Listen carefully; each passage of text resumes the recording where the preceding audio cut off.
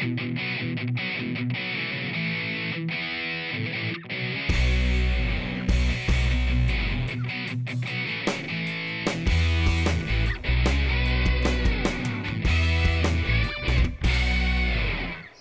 aí, minha galera, vamos para mais um bloco para a gente arrasar. Esse bloco, a gente ficou de ver um exercício e fazer esse exercício juntos. Então, vamos lá? Na tela, produção, vamos começar já com o exercício. Bom, vamos ler aqui o exercício para ver o que a gente pode fazer e como é que eu vou indicar para vocês que vocês façam, tá? Então, vamos lá, faz de conta que a gente tá, ó, com um papelzinho, né, que você tá com o papel na mão e eu quero que você pegue o teu marca-texto de cor amarela para fazer isso comigo. Ah, Shanky, mas na prova eu não vou ter o marca-texto de cor amarela para fazer. Ok, na prova você faz com a caneta, tá? Mas enquanto aqui a gente tá nos estudos, eu quero que você pegue o teu marca-texto de cor amarela. Peguei o meu marca-texto de cor amarela. Vamos lá, grifar aqui, ler o exercício e grifar as partes. Ana, ó, grifa Ana, foi admitido na empresa Delta no dia 1º de julho de 2004. Grifa 1º de julho de 2004. Para exercer a função de, para exercer as funções de assistente administrativo. Recebendo um salário mensal de 1.200, grifa 1.200. Apesar de todo o zelo profissional que Ana emprega ao desenvolver suas funções, a proprietária da empresa Delta, senhora Maria, grifa Maria, em diversas situações acusa-a de ser incapaz, chamando-a de burra, incompetente, grifa incapaz, burra e incompetente. Tais acusações são feitas em alta voz e na presença de outros empregados e de clientes da empresa. Grifa presença de outros empregados e clientes da empresa. Inicialmente, Ana, com receio de perder o emprego, desconsiderou as ofensas, mas elas se intensificaram. Grifa as ofensas se intensificaram. Ana já não suporta a situação, mas não quer simplesmente pedir demissão e ceder às pressões feitas por Maria.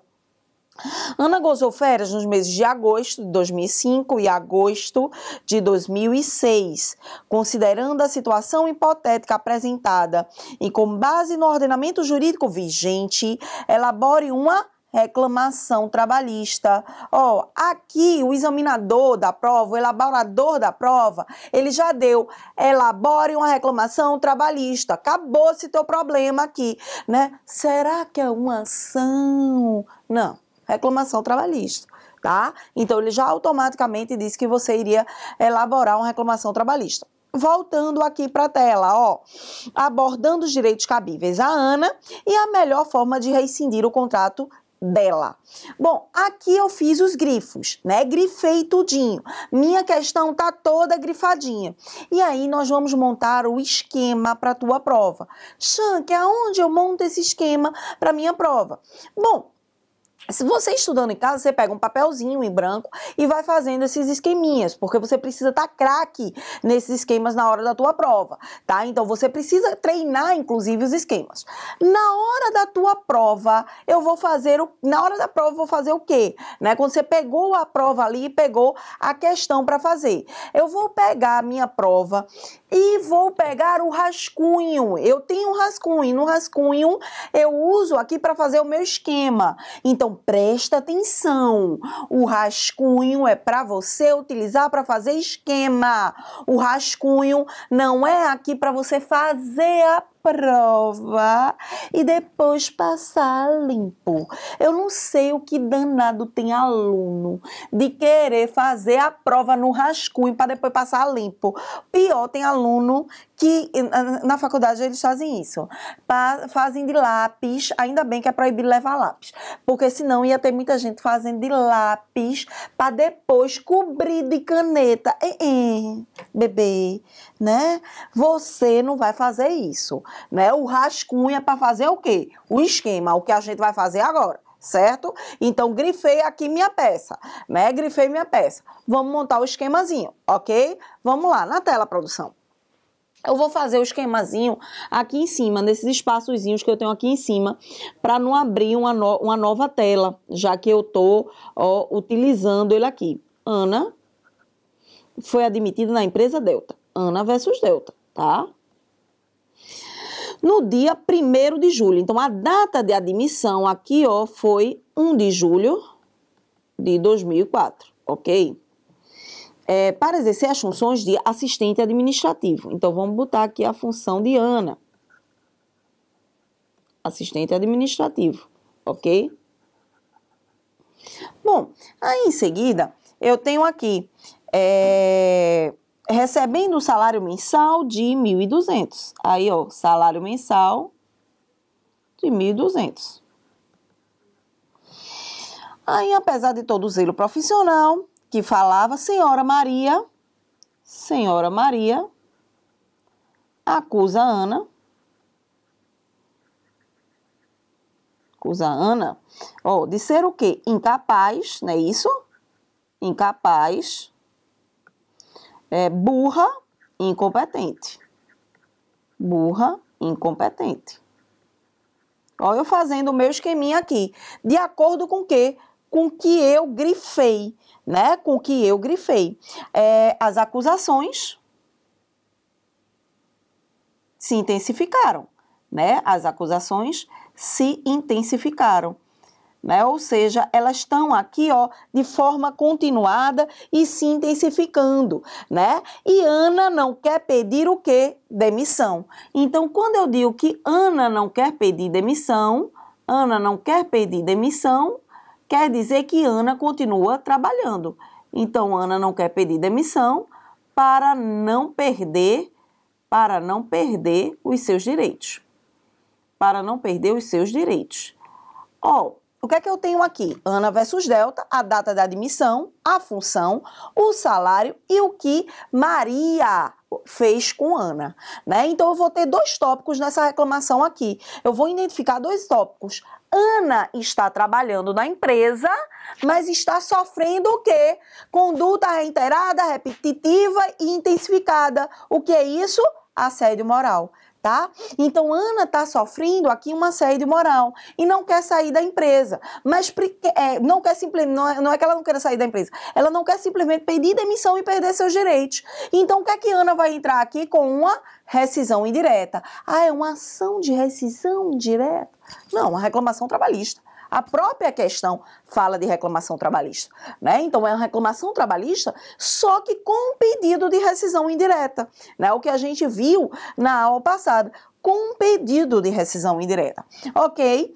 Então, vamos lá, a gente montou o nosso esqueminha, não foi? Com o nosso esquema, a partir do nosso esquema, eu já identifico aqui, ó, os 2 tópicos. Deixa eu identificar aqui embaixo para a gente. A gente tem aqui o quê? Um assédio moral, claro, onde a gente vai pedir uma indenização, e ainda o quê? Uma rescisão indireta, ok? Então, identifiquei esses 2. E aí, ó, a partir da identificação desses 2 tópicos, que é o que eu vou ter nessa peça, eu vou para a minha peça, ok? A partir da identificação desses 2 tópicos, eu vou começar a minha peça, a minha reclamação trabalhista. E como é que eu começo com a reclamação trabalhista? Vamos lá, galera, ver como é que eu começo com a minha reclamação trabalhista. Na tela, produção. Excelentíssimo senhor doutor juiz do trabalho, dá 3 pontinhos, vara do trabalho de. Ora, eu tenho a vara aqui, ó, não tenho a vara. Né? Eu não tenho a vara. Então, eu vou colocar o quê? Os 3 pontinhos, porque meu edital diz que eu tenho que colocar 3 pontinhos. Da vara do trabalho de, ele deu a cidade? Não, não deu. Então, 3 pontinhos. Se ele tivesse dado a cidade, eu teria aqui, ó, colocado a cidade. Como ele não deu, né, eu não coloco. Tudo por extenso, né? Tudo por extenso. Aqui, ó, juiz do trabalho, né? Lembrando que é juiz do trabalho mesmo. Aí, ó, Ana. O que é que eu fiz aqui agora? A qualificação. Ana, nacionalidade, 3 pontinhos, estado civil, 3 pontinhos, profissão, carteira de identidade, carteira de trabalho, CPF, endereço e CEP, tá? Endereço e CEP. Vem por meio de seu advogado, abaixo-assinado, com procuração e anexa, propor, apresente reclamação trabalhista em face de delta, CNPJ e endereço, com fundamento nos artigos 839 e 840 e 282 do CPC, pelas razões que passa a expor. É esse cabeçalhozinho, tá? Esse cabeçalhozinho que vocês já devem fazer o quê? Já devem ter de cós salteado o cabeçalhozinho. Só que eu quero dizer para vocês o seguinte, depois eu vou fazer um outro cabeçalho acrescentando o nome da mãe e o PIS, né, o nome da mãe e o PIS, que nessa última prova eles colocaram de acordo com a resolução do TST, porque a resolução do TST, ela acrescenta aí o nome da mãe e o PIS, tá? Isso é um cabeçalho básico, né, para uma reclamação básica, tá? Mas o completo, a qualificação completa, ela deve ter aí o nome da mãe e o número do PIS, ok, minha galera? Então, fiz um cabeçalho aí básico, sabendo desde já que nós não temos aqui, ó, preliminar, nem aqui eu vou alegar a prescrição, né? Por quê? Porque eu estou fazendo uma reclamação trabalhista. E na reclamação trabalhista, eu não tenho aqui, ó, preliminar e não tenho também o que? A prescrição. Nem preliminar, nem prescrição. A preliminar e a prescrição eu vou ter aonde? Eu vou ter na peça de contestação, na peça de defesa. Na reclamação trabalhista, eu não tenho preliminar e não tenho contestação. Não tenho preliminar e não tenho contestação, certo? Na tela produção. Então, ó, galera, preliminar aqui, né? Como se está na reclamação trabalhista, não temos preliminar. E a prescrição, também não se alega a prescrição na reclamação trabalhista, que deve ser alegada em quê? Em matéria de defesa, ok? Bom, e aí o que é que eu vou dizer para vocês? Em seguida, ó, fiz aquela qualificação, não foi? Fiz a qualificação. Em seguida eu vou colocar o quê? Dos fatos, né? Dos fatos. Acham que já sei. Vou fazer igual como eu faço no direito civil. Dos fatos, depois dos fundamentos, vai não, meu filho, né? Aqui eu quero que vocês aprendam uma peça da reclamação trabalhista em que vai facilitar a tua vida e a vida do teu examinador. Presta atenção, então facilita a vida de vocês dois, a tua e a do teu examinador, né? Onde você vai fazer uma reclamação trabalhista topificada, aonde nos fatos você vai dividir em tópicos, para que teu examinador ele visualize o tópico e veja que você já fez aqui, já montou aquele tópico ali específico, né? E aquilo ali vai ser mais fácil para você quando você chegar nos pedidos. Então, muita atenção com isso.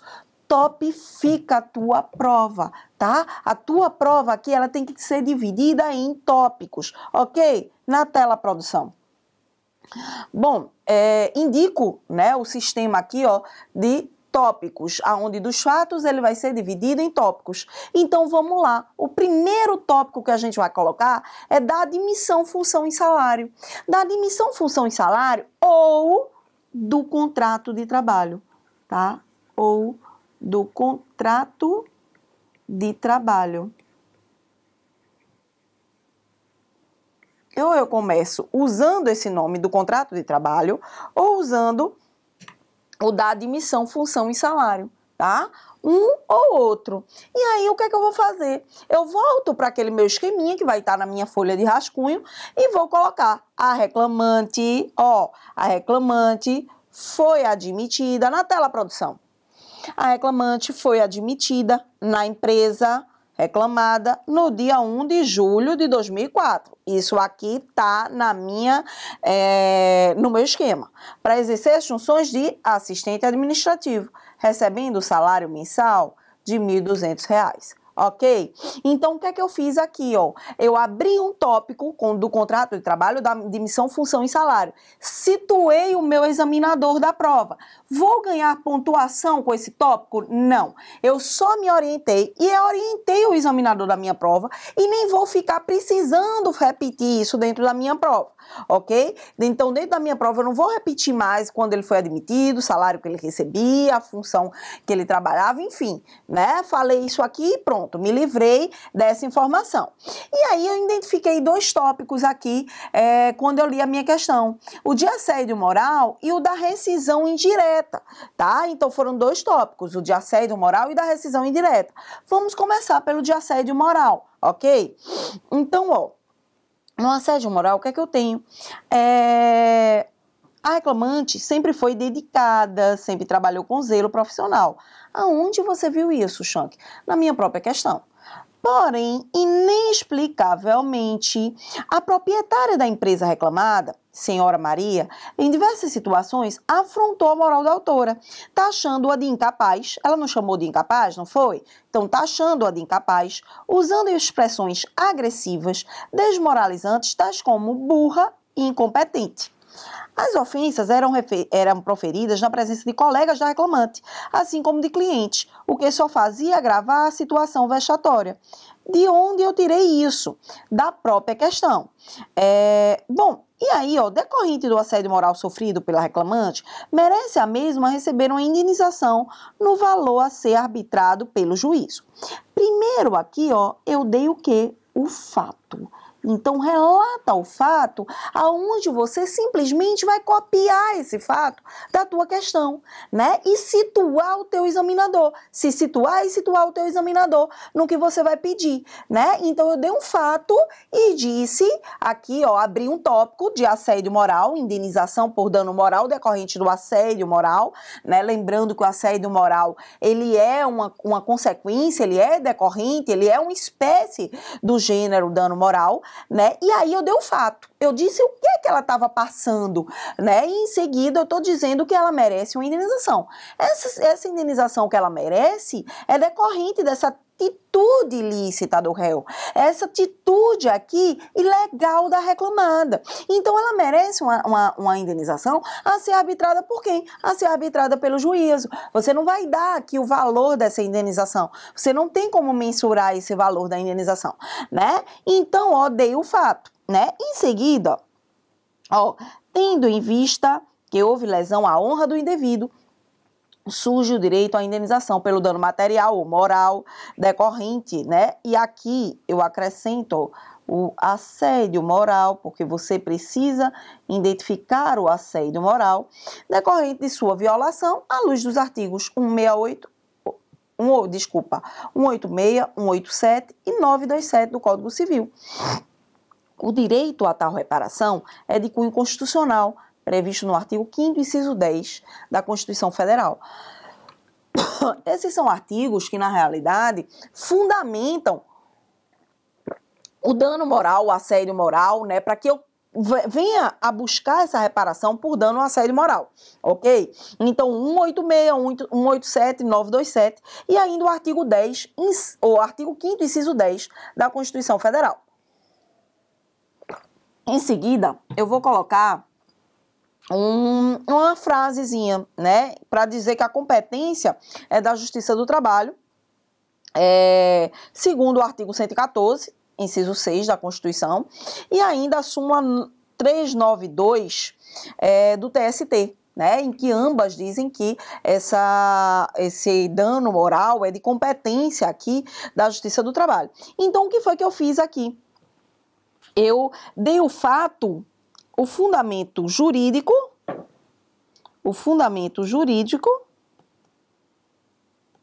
ó, e coloquei um pedido aqui no meio. E coloquei o pedido, né? Ô, Shank, eu posso inverter aqui o fato, depois o fundamento e por fim o pedido? Posso? Posso. Agora, eu quis mostrar a vocês que eu posso colocar, né, o pedido em seguida, fato, pedido e o fundamento legal em que foi violado, tá? Mas eu posso também fazer o fato, o fundamento e arrematar com o pedido, sabe? Para ficar, às vezes, até no final para você ir já no lugar certo do pedido. Então, vamos para a próxima situação em que eu vou falar aqui da terminação do contrato de trabalho. E essa terminação do contrato de trabalho ela se deu por quê? Por um intermédio de uma rescisão indireta, né? E nessa rescisão indireta, o que é que eu tenho aqui? Vamos lá, na tela, produção. A reclamante foi agredida em sua moral E as agressões a quais a reclamada fazia em relação ao reclamante se identificaram, tornando, por fim, insuportável a continuidade da relação empregatícia.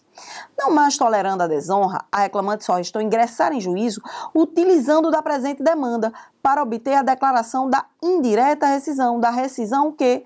Da rescisão aqui, ó, indireta.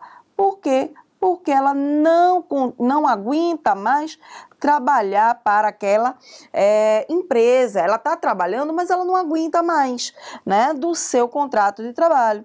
Inteligência da norma do artigo 483 é da CLT, né, aonde ela fundamenta aqui a rescisão indireta.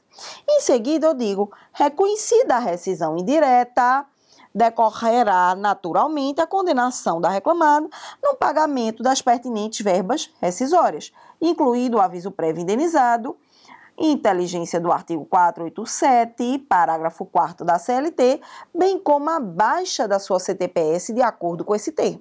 Eu dei o fato que ela não aguentava mais trabalhar para a empresa, sempre eu vou começar com o fato. E agora esse, ó, eu já comecei a fundamentar aqui juridicamente, né? Já comecei a fundamentar juridicamente. E aí, ó, em seguida, o que é que eu fiz? Eu dei um outro parágrafo arrematando com o pedido. Dessa forma, a rescisão indireta pode ser uma justa causa, por ser uma justa causa do empregador, possui os mesmos efeitos que uma dispensa injusta, fazendo, portanto, a reclamante jus a todas as verbas rescisórias. Quais são as verbas rescisórias aqui que a reclamante vai fazer jus na rescisão indireta? Aviso prévio, 13º proporcional, férias proporcionais, FGTS mais 40%, seguro-desemprego ou indenização correspondente e saldo de salário, certo? Na tela, produção. Ó, aviso prévio, 13º proporcional, férias proporcionais, FGTS mais 40%, seguro-desemprego ou indenização correspondente, assim como as multas do artigo 467 e 477. Fiz aqui, ó, todos os meus pedidos aqui decorrente dessa rescisão indireta. Eu disse eu disse aqui na minha peça o motivo, né, o fato que era a rescisão indireta, fundamentei a rescisão indireta, inclusive no artigo 483, que é quem fala dessa rescisão indireta, e fiz aqui meus pedidos. O que é que eu queria dessa rescisão indireta? Né, que seriam todas as verbas rescisórias em que a autora aqui passaria a ter direito, com a rescisão indireta que seria uma justa causa do empregador, certo? Bom, Shank, você fez tudo isso, né? Eu fiz aqui esses dois tópicos e em seguida você vai pedir o quê? Bom, quero conversar a respeito agora com vocês, situação muito séria, a questão dos honorários advocatícios. Eu devo pedir ou não devo? No exame 12, que caiu uma reclamação trabalhista, eles não pontuaram honorários advocatícios. Por quê? Porque na Justiça do Trabalho a gente parte da regra que nós não temos honorários advocatícios sucumbenciais, né? Os honorários advocatícios são aqui, na realidade, contratuais. Eles não decorrem da sucumbência.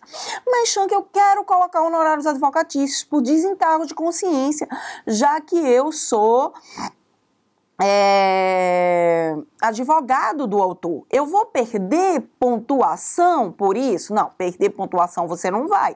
Claro que não, né? E de todo jeito eu quero ficar isento de qualquer possibilidade de que de repente ele venha a ter honorários advocatícios no espelho. Ok, prepara um textinho pronto, ó, sabendo de que você conhece das súmulas 219 e 329 do TST e mesmo assim você está pedindo honorários advocatícios, tá? Então que mesmo assim você está pedindo honorários advocatícios, mesmo sabendo dessas duas súmulas. Por quê? Porque o advogado é indispensável à administração da justiça.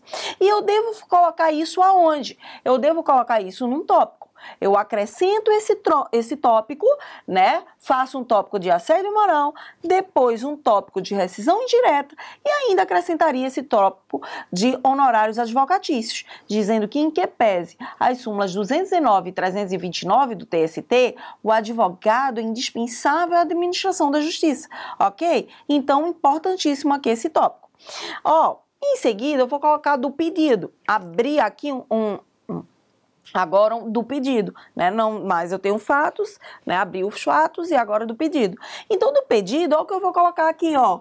Preste atenção. Pelo exposto, vem requerer a declaração da rescisão indireta, vem requerer a declaração da rescisão indireta, né? Do contrato de trabalho, né? Coloquei já aqui em cima, por falta grave cometida pelo empregador, com a condenação da reclamada nas verbas abaixo, discriminadas. O que eu vou pedir decorrente da rescisão indireta?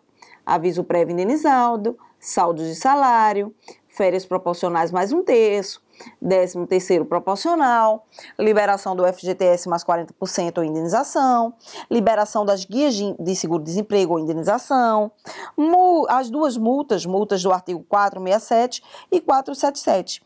E o que? A indenização pelo dano moral, ó, assédio moral. A indenização pelo dano moral, assédio moral, em valor a ser arbitrado por esse juízo, né? Isso aqui são os pedidos.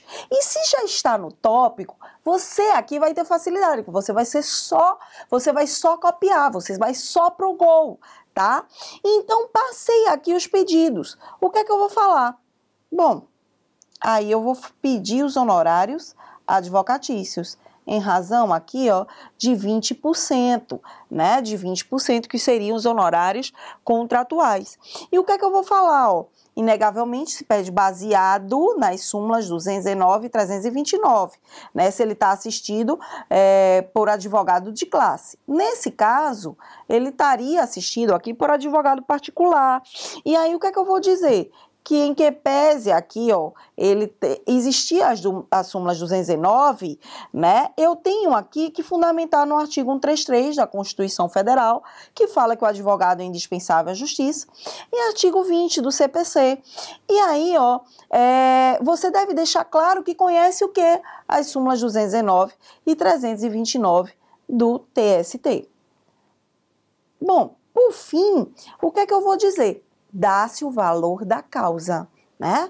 Chan, que o valor da causa é obrigatório na minha reclamação trabalhista? Veja, obrigatório não é, né? Então, na reclamação trabalhista, o valor da causa ele não seria obrigatório. No entanto, lembre-se o seguinte, que hoje em dia, para você ter a diferença do rito, você teria que ter o valor da causa. Então, dá-se o valor da causa, ó, na tela, produção, dá-se o valor da causa de tanto, né? Então, você coloca os 3 pontinhos, tá? Então, não identifica aqui o valor da causa, né? Não identifica o valor da causa. E aí, ó, em seguida dos pedidos, eu tenho o quê? Os requerimentos finais. E nos requerimentos finais, o que é que eu vou pedir? Nos requerimentos finais, eu vou pedir a notificação do reclamado para ele responder sob pena de revelia e confissão, certo? E, por fim, protestar por todos os meios de prova em direito admitidos, certo? Então, o que é que eu vou fazer aqui, ó? Requer, por fim, a notificação do reclamado, para que eu mesmo venha, sob as penas da lei, responder à presente reclamação trabalhista e, ao final, sejam julgados procedentes os pedidos, né? E ainda protesta provar por todos os meios de prova em direito admitidos, prova documental, testemunhal e depoimento pessoal, que também é um meio de prova. Então, minha galera, ó, no próximo bloco a gente vê o fechamento aqui dessa reclamação trabalhista, tá? E já começamos aqui uma nova reclamação trabalhista, ok? Então, ó, espera aí, fica grudadinho comigo até o próximo bloco.